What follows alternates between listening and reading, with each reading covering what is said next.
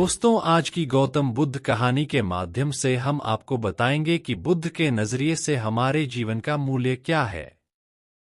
हम में से बहुत से लोग अपनी जिंदगी की कीमत नहीं समझते और ऐसी चीजों में अपनी जिंदगी बर्बाद कर देते हैं जिससे हमें ही नुकसान होता है।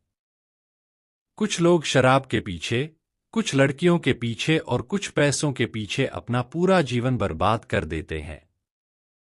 आज की बुद्ध कथा के माध्यम से आपको पता चलेगा कि हमारा जीवन कितना अनमोल है और हमें अपना यह अनमोल जीवन कैसे जीना चाहिए। एक समय की बात है, गौतम बुद्ध अपने शिष्यों को जीवन से जुड़ी अच्छी और बुरी बातों का ज्ञान दे रहे थे। सभी शिष्य बड़े ध्यान से उनकी बात सुन रहे थे। उन सभी में एक शिष्य ऐसा भी था जिसे प्रश्न पूछने की आदत थी। वह उठकर गौतम बुद्ध के पास गया और उनसे बोला, आप हमें जीवन के बारे में जो कुछ भी सिखा रहे हैं उसका क्या फायदा, क्योंकि हम में से कई बच्चे तो यह भी नहीं जानते कि हमारे जीवन का मूल्य क्या है और यह जीवन कितना कीमती है हमारे लिए है। पहले कृपया हमें बताएं कि इस जीवन का मूल्य क्या है।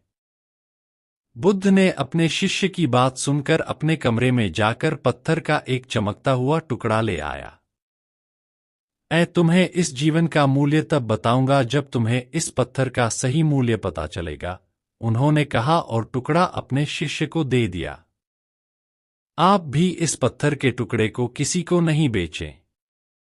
शिष्य गौतम बुद्ध की बात मानकर बाजार की ओर चले गए।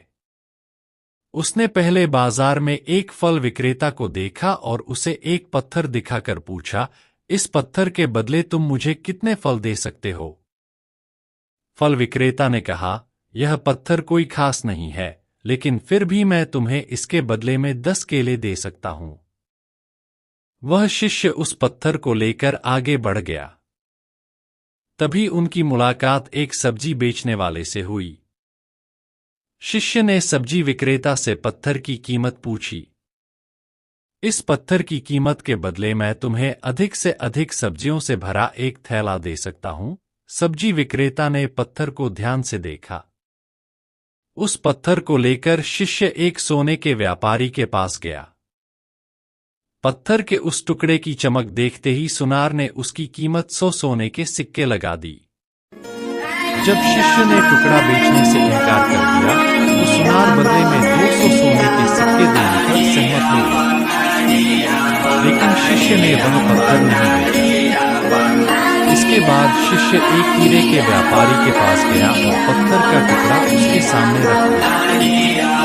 जैसे ही हीरे के व्यापारी ने उस पत्थर को देखा, उसने एक साफ कपड़ा बिछाया, उस पर पत्थर रखा, फिर उसकी परिक्रमा की और हाथ जोड़कर पत्थर को कपड़े में लपेटते हुए कहा, तुम जिसे साधारण समझ रहे हो उसकी कीमत पूछ रहे हो, पत्थर। दरअसल यह एक बहुमूल्य माणिक है। ऐसा माणिक हर किसी को नहीं मिलता। अगर मैं अपना सब कुछ बेच भी दूं, तो भी मैं उसकी कीमत नहीं चुका सकता। उस व्यापारी की बातें सुनकर शिष्य आश्चर्यचकित रह गया। वह भागता हुआ सीधा बुद्ध के पास आया और बाजार में जो कुछ भी हुआ उसे बताया। उसकी आश्चर्यचकित बातें सुनकर गौतम बुद्ध बोले, तुम्हारे प्रश्न का उत्तर इस माणिक के मूल्य में ही छिपा है। हमारा जीवन भी एक माणिक है। माणिक की तरह यह भी अनमोल है, लेकिन हम इस बात को हमेशा नजरअंदाज कर देते हैं और अपने जीवन की कीमत नहीं समझते हैं। हम दूसरों को देखकर और उनके जैसा जीने की कोशिश करके अपने जीवन का मूल्य कम कर देते हैं। हम सोचते हैं कि हमारे जीवन का मूल्य वही है जो दूसरे हमें बताते हैं, लेकिन हमेशा याद रखें कि दूसरा व्यक्ति आपको अपनी स्थिति, बुद्धि और समझ के अनुसार महत्व देता है। जीवन केवल एक बार मिलता है, इसलिए इसे बर्बाद मत करो। अपने जीवन को उतना ही मूल्यवान समझे जितना आप अपने बैंक में मौजूद पैसों को मानते हैं। आज के समय में लोग प्यार, पैसा और दिखावा जैसी चीजों को अपनी जान से भी ज्यादा कीमती मानते हैं। लोग प्यार की वजह से आत्महत्या कर लेते हैं। पैसे के नाम पर वो ऐसे काम करने लगते हैं जिससे उनकी जिंदगी बर्बाद हो जाती है, नाम कमाने के नाम पर वो गलत काम करने लगते हैं। हमेशा याद रखें कि दिखावा करना जरूरी नहीं है।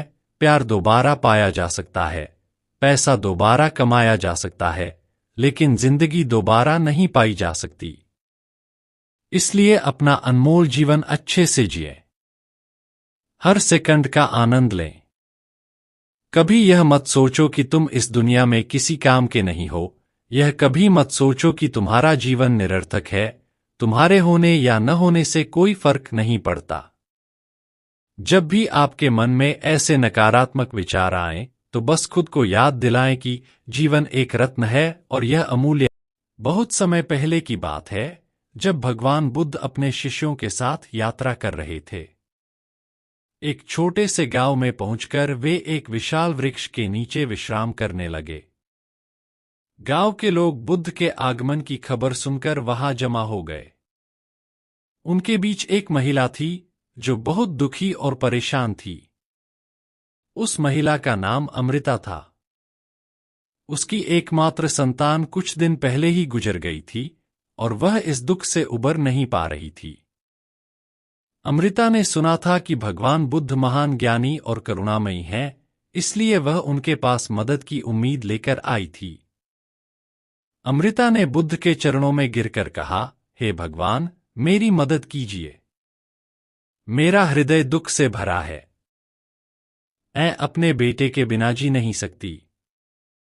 बुद्ध ने उसकी आंखों में देखा और कोमल स्वर में बोले, पुत्री, मैं तुम्हारे दुख को समझता हूं, लेकिन यदि तुम चाहती हो कि तुम्हारा पुत्र फिर से जीवित हो जाए, तो तुम्हें एक काम करना होगा।